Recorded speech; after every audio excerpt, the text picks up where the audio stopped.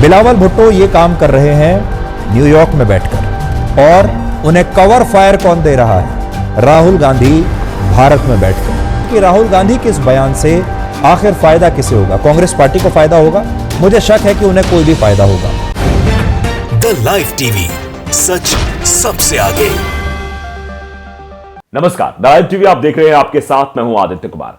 राहुल गांधी ने भारत जोड़ो यात्रा के 100 दिन पूरे होने पर प्रेस कॉन्फ्रेंस की और चीन के मसले को लेकर पत्रकारों को घेर लिया, तो सबसे ज्यादा मिर्ची सुधीर चौधरी को लग गई।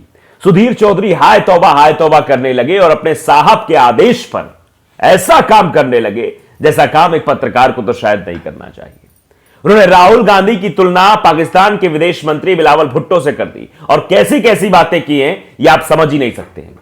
जिस वक्त में सत्ता से सवाल होना चाहिए उस वक्त में राहुल गांधी पर सवाल खड़े किए जा रहे हैं, जबकि राहुल गांधी तो भारत जोड़ो यात्रा निकाल रहे हैं। उनकी तुलना बिलावल भुट्टो से की जा रही है। आप जरा देखिए कि किस तरीके की चीजें सुधीर चौधरी साहब कर रहे हैं। मैं पहला वीडियो क्लिप आप उनका दिखाना चाहता हूं, उनके प्रोग्राम का, जिसमें बाकायदे वो बता रहे हैं कि जिस तरीके का बयान जो है दिया जा रहा है उससे किसको फायदा होगा? पाकिस्तान को फायदा होगा, चीन को फायदा होगा। मतलब सरकार से सवाल नहीं होना चाहिए, ये विपक्ष का काम नहीं है। विपक्ष सरकार सवाल भी ना करे, ऐसा बताने की कोशिश, समझाने की कोशिश सुधीर चौधरी साहब कर रहे हैं। देश की जनता को समझा रहे हैं या क्या बना रहे हैं, आप अंदाजा लगा लीजिए। देखिए वीडियो। अब आप देखिए, इस समय भारत के विदेश मंत्री एस जयशंकर का मनोबल तोड़ने के लिए चीन सब कुछ कर रहा है। पाकिस्तान तमाम तरह के आरोप लगा रहा है। पाकिस्तान ने छूटते ही जो आतंकवाद का आरोप उल्टा भारत पर लगा दिया, कश्मीर का आरोप उल्टा भारत पर लगा दिया, आरएसएस को लेकर भारत को दबाने की कोशिश की, और प्रधानमंत्री मोदी के बारे में भी बहुत ही खराब भाषा का इस्तेमाल किया। यह सब क्यों किया? यह सब इसलिए किया कि सामने जो भारत के विदेश मंत्री बैठे हैं ये शुरू में ही दबाव में आ जाएं। इतना ज्यादा हमला कर दो कि वो दबाव में आ जाएं और वो अपना बचाव ना कर सकें। बिलावल भुट्टो ये काम कर रहे हैं न्यूयॉर्क में बैठकर, और उन्हें कवर फायर कौन दे रहा है? राहुल गांधी भारत में बैठकर। आपने देखा कि किससे किसकी तुलना की जा रही है। बिलावल भुट्टो से राहुल गांधी की तुलना की जा रही है, जबकि राहुल गांधी ने तो सिर्फ सवाल पूछा है कि हमारे सैनिकों को मारा गया, इतने सैनिक हमारे शहीद हो गए। लगातार जो है चीन और एलएसी को लेकर, एलएसी जो चीन और भारत के बीच एलएसी को लेकर बवाल चल रहा है। बार बार चीनी सैनिक भारत की तरफ घुस आते हैं। अरुणाचल प्रदेश में जो घटनाक्रम हुआ जिसमें मारपीट हुई, हमारे सैनिक घायल हुए, 30 सैनिक घायल हुए, उस पर भी सवाल खड़ा किया। वो जो दिक्कत हो गई इनको, अब अंदाजा लगाइए, अब पानी पच नहीं रहा है। विदेश मंत्री पर अगर सवाल खड़ा हुआ है तो विदेश मंत्री को सोचना चाहिए कि कहां विदेश नीति में कमी हो रही है। लेकिन ये क्या बता रहे हैं कि देखो इससे फायदा किसको होगा? पाकिस्तान को फायदा होगा, चीन को फायदा होगा। मतलब देश के सामने एक झूठी खबर प्रस्तुत करने की कोशिश सुधीर चौधरी साहब द्वारा की जा रही है। जरा देख लीजिए वीडियो कि राहुल गांधी के इस बयान से आखिर फायदा किसे होगा? कांग्रेस पार्टी को फायदा होगा? मुझे शक है कि उन्हें कोई भी फायदा होगा। इस बयान से सीधे तौर पर पाकिस्तान को फायदा होगा, चीन जैसे देशों को फायदा होगा, और ये दोनों दुश्मन देश अब यही कहेंगे कि जब भारत के अपने ही लोग, जब भारत के अपने ही नेता अपने ही विदेश मंत्री पर सवाल उठा रहे हैं, जब अपने ही लोग कह रहे हैं कि वो ना समझ हैं, तो भारत एलएसी के मुद्दे पर सही कैसे हो सकता है और भारत की विदेश नीति स्पष्ट कैसे हो सकती है? सिर्फ चीन नहीं बल्कि पाकिस्तान भी अब इस बयान का पूरा फायदा उठाएगा। यानी अगर आप देखेंगे तो राहुल गांधी के बयानों से ऐसा लगता है कि वो चीन और पाकिस्तान की एक तरह से मदद कर रहे हैं। यहां तक तो ठीक था, यहां तक तो जो सवाल खड़े कर रहे ठीक है, लेकिन अब व्यक्तिगत टिप्पणी करने पर भी उतरा है सुधीर चौधरी। यानी साहब के आदेश पर क्या क्या करेंगे पता नहीं है।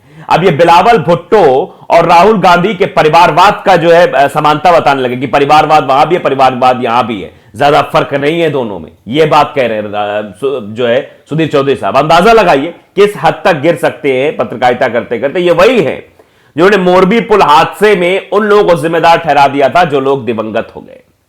ये वही है जो अनपढ़ गवार कहते हैं दिल्ली की जनता को, जो वोट देती है आम आदमी पार्टी को, वो अनपढ़ गवार है। ये वही है जो साहब के कहने पर कुछ भी कर सकते, कितना भी गिर सकते। देखिए बिलावल भुट्टो और राहुल गांधी में एक और बहुत बड़ी समानता है, और वो समानता है परिवारवाद की समानता। ये दोनों ही नेता परिवारवाद की राजनीति के पोस्टर बॉय हैं, एक भारत की राजनीति के और दूसरे पाकिस्तान की राजनीति के। राहुल गांधी के पिता राजीव गांधी भी भारत के प्रधानमंत्री थे और बिलावल भुट्टो के नाना जुल्फिकार अली भुट्टो पाकिस्तान के राष्ट्रपति थे। उनकी मां बेनजीर भुट्टो पाकिस्तान की प्रधानमंत्री थी। इसी तरह राहुल गांधी भी नेहरू गांधी परिवार से आते हैं और हमारे देश में इस परिवार से आप जानते ही हैं बहुत सारे प्रधानमंत्री बने हैं। ये भी एक राजनीतिक परिवार है। तो आज ये दो राजनीतिक परिवार, भारत का नेहरू गांधी परिवार और वहां का भुट्टो परिवार, ऐसा लगता है कि एक ही टीम में खेल रहे हैं। अब इस पर लोग जो है रिएक्शन भी दे रहे हैं। चंदन यादव ने इसी वीडियो पर, आज तक के इस वीडियो पर ट्वीट करते हुए लिखा है नीचे, मतलब कमेंट करते हुए कि इस देश के साथ अपराध कर रहे हो, इस तरह की हेडिंग बनाकर। ये देश के साथ क्या अपराध नहीं है जो आप कर रहे हो? आप कह रहे हो कि एक देश के राजनेता के बयान से दूसरे मुल्कों को फायदा होगा, दूसरे मुल्क के विदेश मंत्री से आप तुलना कर रहे हो, यह अपराध नहीं कर रहे हो तो क्या है? देखिए, मयंक सक्सेना ने भी लिखा, प्रधानमंत्री जी की जो है फोटो जो है पाकिस्तान के पूर्व प्रधानमंत्री के साथ फोटो है, नवाज शरीफ के साथ फोटो है मोदी जी की। इस पर मयंक सक्सेना ट्वीट करते हुए लिखते हैं कि अपने राजनीतिक बाप को खुश करने के लिए जिस पर तू इल्जाम लगा रहा है, उसकी दादी के कार्यकाल में आज ही के दिन 93,000 पाकिस्तानी सैनिकों को सरेंडर करवाया गया था। वह पाकिस्तान के 2 टुकड़े किए थे। तेरा आका तो बिना निमंत्रण के सरप्राइज देने पाकिस्तान बिरयानी खाने पहुंच गया था, सॉल गिफ्ट करने पहुंच गए थे, बिना बताए, बिना आमंत्रण के, बिना निमंत्रण के प्रधानमंत्री जी पहुंच गए थे वहां। नंद कुमार है, वो भी लिखते हैं कि तुझे बड़ी समझ है विदेश नीति की, तिहाड़ी दलाल। ये सॉरी माफ करना, ये शब्द बोलने चाहिए, लेकिन जनता लिख रही है इसलिए हम बता रहे हैं, दोबारा हम नहीं बोलेंगे। तुम्हारा मतलब है विदेश नीति और सुरक्षा पर सवाल भी ना पूछे। तुम्हारा आका जब 2014 से पहले सेना और भारत को गालियां देता था तब कहां था? एक आदमी ने यह कहते हुए भारतीय सेना की शहादत का अपमान किया था, हमारी सीमा में कोई नहीं घुसा है, तो वो किसकी मदद कर रहा था? आखिर साहब ने हमारी सेना की शहादत का अपमान क्यों किया था और चीन की भाषा क्यों बोली थी?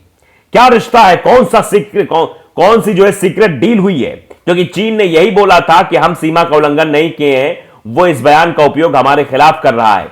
तुझे इतना ज्ञान है तो थोड़ा समझाता क्यों नहीं उसको? पूरे देश में गुस्सा था और है ये राष्ट्र विरोधी बयान सुनकर। ये लोग लिख रहे हैं। सुधीर चौधरी खिलाफत में लिख रहे हैं, सुधीर चौधरी तुम जिस तरह की भाषा इस्तेमाल करो सही नहीं है। विवेक शर्मा ने लिखा कि यूं ही नहीं बिकाऊ जर्नलिस्ट पैदा हो जाते। कितने वर्षों के तलवे चाटने का संघर्ष, 24 घंटे झूठ बोलना, विपक्ष को गालियां देना, प्रयास जारी है घटियापन तक जाने की और नफरत फैलाने की चरम तक। ऐसे नहीं गोदी मीडिया की पैदाइश हो रही है, पर इसका श्रेय लेने में सरकार की बेशर्मी किसी से कम नहीं है। अब देखिए किस तरीके से लोग रिएक्शन कर रहे हैं, दे रहे हैं। और लिखा है, भारत नाम प्रोड्यूसर लिख रहे हैं कि इस पे डिबेट कब होगी? चीनी सैनिकों को पीटने वाला वायरल वीडियो पुराना या अरुणाचल के तवांग झड़प नहीं, रक्षा मंत्रालय भी चुप। इस पर डिबेट कब होगी, ये सवाल पहुंच जा रहा है। इस वीडियो को तो रूबिका लियाकत तक ने ट्वीट किया था। ज्योति पांडे इस देश की महिला लिखती है, एक बात तो है, सैकड़ों करोड़ खर्च करके पालतू पत्रकारों की दिन रात मेहनत करके जो एक काल्पनिक झूठी छवि गढ़ी जाती है, ये बंदा अपने 5 मिनट के रिपोर्ट में सब तहस नहस करके रख देता है। शाबाश सुधीर जी। देख, ये जनता लिख रही है, जनता का रिएक्शन है। हम इसीलिए आपको दिखाना चाहते, बताना चाहते जनता आखिरकार सुधीर चौधरी के इस वक्तव्य पर क्या कह रही है, इस बेफिजूल के बयान पर क्या कह रही है। क्योंकि साहब के लिए तो कुछ भी कर सकते हैं, ये मोरबी हादसे में दिवंगत लोगों को जिम्मेदार ठहरा सकते हैं, ये जो आम आदमी पार्टी को वोट करता है उसको अनपढ़ बता सकते हैं, तो ये कुछ भी कर सकते हैं। द लाइव टीवी को अगर आपने सब्सक्राइब नहीं किया, सब्सक्राइब जरूर करिए, बेल आइकन दबाइए ताकि सच खबर आप तक पहुंचती रहे। नमस्कार। द लाइव टीवी, सच सबसे आगे।